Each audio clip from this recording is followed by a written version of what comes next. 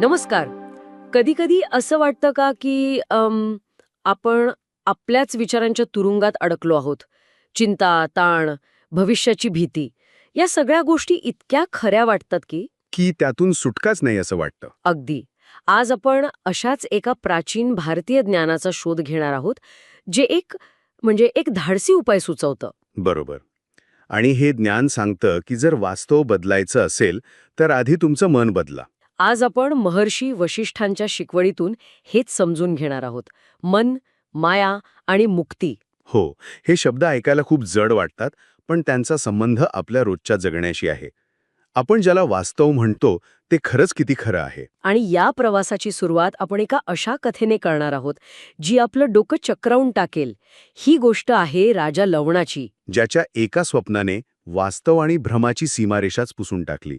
चला तर मग बघूया. तर कथा अशी आहे की राजा लवण एका यज्ञाच्या तयारीत असतो बरोबर. आणि तेव्हाच एक जादूगार येतो आणि आणि तो राजाला त्याच्या जादूचा एक प्रयोग पाहण्यासाठी बोलावतो. हो, आणि राजा तयार होतो. पण गंमत म्हणजे तो जादूगार एक मंत्र म्हणतो आणि राजा तो एका क्षणात दुसऱ्याच जगात पोहोचतो. म्हणजे तो स्वतःला एका गरीब आदिवासी वस्तीत पाहतो. हो, आणि इथे गोष्ट फक्त स्वप्न पाहण्यापुरती मर्यादित राहत नाही. तो अक्षरशः एक संपूर्ण आयुष्य जगतो त्या स्वप्नात. एक संपूर्ण आयुष्य म्हणजे हो, तो राजा नसतो तर एक सामान्य माणूस असतो. त्याला भूक लागते, तो थंडीने कुडकुडतो. ओके. तो एका आदिवासी स्त्रीशी लग्न करतो. त्याला मुलं होतात. त्याचं कुटुंब उतासमारीने त्रस्त असतं आणि त्यांना जगवण्यासाठी तो प्रचंड धडपडतो. थांबा.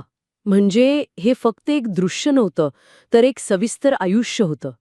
दुःख, प्रेम, जबाबदारी या सगळ्या भावनांसकट. हे हे अविश्वसनीय आहे. हो, आणि यातला सगळ्यात विलक्षण भाग पुढे आहे. कोणता? त्या स्वप्नात त्याने भोगलेले कष्ट आणि दुःख इतके तीव्र आणि खरे होते की त्याच्या यज्ञासाठी जी खडतर तपश्चर्या आवश्यक होती ती त्यातून पूर्ण झाली. की अनुभव खरा असणं महत्वाचा आहे. तो वास्तवात घडला की स्वप्नात याने फरक पडत नाही. एक्झॅक्टली. मनाच्या शक्तीने काल्पनिक अनुभवाला प्रत्यक्ष परिणामात बदलून टाकलं. पण खरी गंमत तर तो जागा झाल्यावर सुरू होते नाही का? अगदी.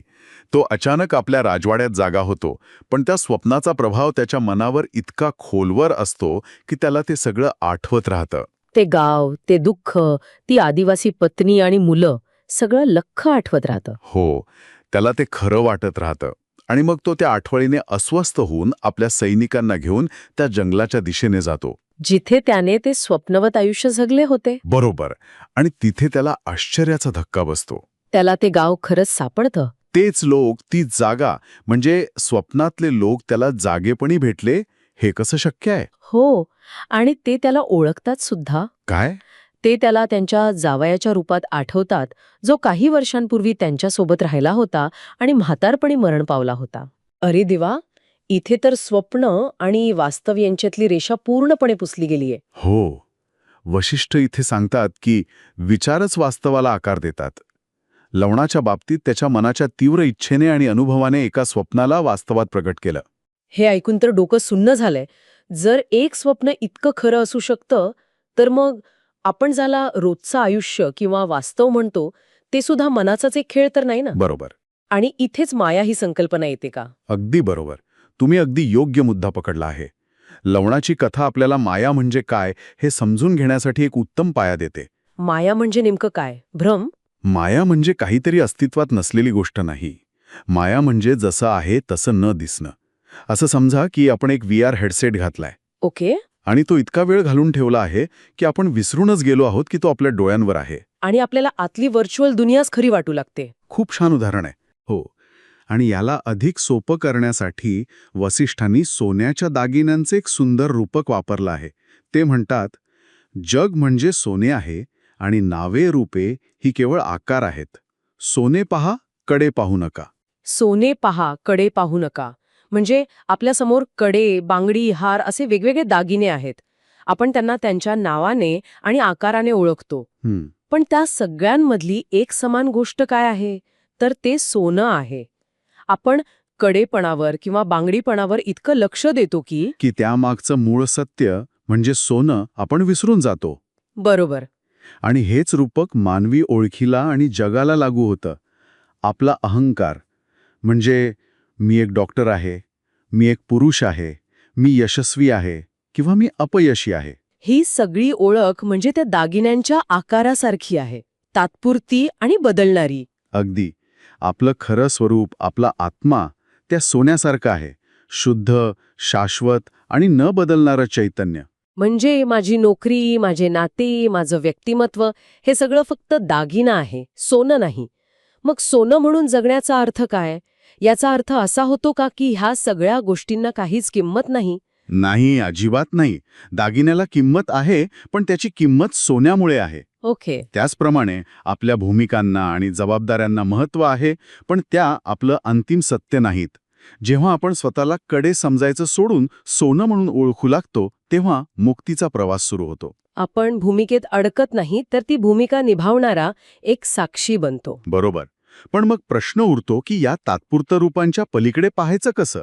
तो VR हेडसेट उतरवायचा कसा? हो, हाच तर खरा प्रश्न आहे. हे सगळं तात्विकदृष्ट्या पटतंय, पण या भ्रमातून बाहेर पडण्याचा काही मार्ग आहे का? वसिष्ठांनी यासाठी काही पायऱ्या सांगितल्या आहेत का? हो, आणि हीच त्यांच्या शिकवणीतली सर्वात सुंदर गोष्ट आहे. त्यांनी फक्त समस्या नाही सांगितली, तर त्यावरचा उपाय सुद्धा दिला आहे. त्यांनी ज्ञानाच्या 7 अवस्था किंवा पायऱ्या सांगितल्या आहेत. ज्ञानाच्या 7 अवस्था? हो, याला तुम्हीही चेतनेच्या शुद्धीकरणाचा एक प्रगतिशील प्रवास म्हणू शकता. हे असं आहे जसं एका धुरकट काचेच्या खिडकीला हळूहळू साफ करणे. छान कल्पना आहे. तर या प्रवासाची पहिली पायरी कोणती? पहिली पायरी आहे शुभेच्छा, म्हणजे सत्याबद्दल तीव्र तळमळ निर्माण होणं. तळमळ? हो, जेव्हा आपल्याला जाणवायला लागतं की सांसारिक गोष्टींमधून, मग ती यश असो, पैसा असो किंवा नाती असोत, खरं आणि कायमस्वरूपी समाधान मिळत नाहीये. जेव्हा मनात प्रश्न येतो की या सगळ्याच्या पलीकडे काहीतरी आहे का? बरोबर, तेव्हा समजावं की प्रवासाची सुरुवात झाली आहे. हा एक प्रकारचा एक्झिस्टेन्शियल क्रायसिस आहे, पण सकारात्मक अर्थाने. म्हणजे असमाधान ही पहिली पायरी आहे. ते तर खूप लोकांना अनुभवायला येतं. त्यानंतर काय? त्यानंतर येते विचारणा, म्हणजे चौकशी. चौकशी. ही केवळ पुस्तकं वाचण्याची प्रक्रिया नाही, तर विवेकबुद्धीने अभ्यास करणे, सत्पुरुषांच्या संगतीत राहणे आणि सत्य असत्य यातला फरक ओळखण्याचा प्रयत्न करणे. हे एखाद्या डिटेक्टिव्हसारखं आहे. जो स्वतःच्याच अस्तित्वाच्या रहस्याचा छडा लावू पाहतोय. अगदी. आणि या चौकशीतून मन हळूहळू शुद्ध होऊ लागतं. मला वाटतं तिसरी पायरी तनुमानसा याचबद्दल आहे, जिथे मन सूक्ष्म आणि शांत होतं आणि इंद्रियांच्या आकर्षणापासून दूर जातं. अगदी बरोबर. आणि मग येते चौथी आणि अत्यंत महत्वाची अवस्था, सत्वापत्ती. सत्वापत्ती. इथे साधकाला पहिल्यांदा स्वतःच्या खऱ्या स्वरूपाची, त्या सोन्याची एक झलक मिळते. हा एक आहा क्षण असतो. म्हणजे साक्षात्कार. हो, त्याला साक्षात्कार होतो की मी हे शरीर किंवा मन नाही, तर शुद्ध चैतन्य आहे. ही केवळ बौद्धिक समज नसते, तर एक प्रत्यक्ष अनुभव असतो. आणि एकदा का ही झलक मिळाली की मग जगाकडे पाहण्याचा दृष्टिकोनच बदलून जात असणार. नक्कीच. त्यानंतरच्या अवस्था आहेत असंसक्ती आणि पदार्थाभावना, ज्या म्हणजे त्या अनुभवात अधिक स्थिर होणं. आणि शेवटची 7वी अवस्था आहे तुर्यगा. इथे मी आणि जग हा भेदच उरत नाही. सगळं काही एकच आहे, ब्रह्मच आहे, या अद्वैताची अनुभूती येते. म्हणजे खिडकीची काच इतकी स्वच्छ होते की काच आहे हे जाणवत नाही, फक्त बाहेरचं दृश्य स्पष्ट दिसतं. काय छान उदाहरण दिलंय. यालाच जीवनमुक्ती म्हणतात, म्हणजे जिवंतपणेच मुक्त होणं. हे सगळं ऐकायला खूप अद्भुत वाटते, पण हे खूपच उच्च पातळीवरचं ज्ञान आहे. माझ्यासारख्या सामान्य माणसाने जो रोजच्या धावपळीत अडकला आहे, त्याने यातून काय घ्यायचं? खूप महत्वाचा प्रश्न आहे. या शिकवणीचा रोजच्या जीवनात कसा उपयोग करायचा? यासाठी 2 साध्या पण अत्यंत प्रभावी गोष्टी आपण लक्षात ठेवू शकतो. पहिली गोष्ट म्हणजे मनाला एक जड वस्तू म्हणून पाहणे. मनाला एक वस्तू म्हणून पाहणे, याचा नेमका अर्थ काय? बघा, आपलं बहुतेक दुःख विचारांना सत्य मानण्यामुळे येतं. जेव्हा मनात विचार येतो की मी अपयशी आहे, तेव्हा आपण तो विचार स्वीकारतो आणि दुःखी होतो. हो, हे तर होतं.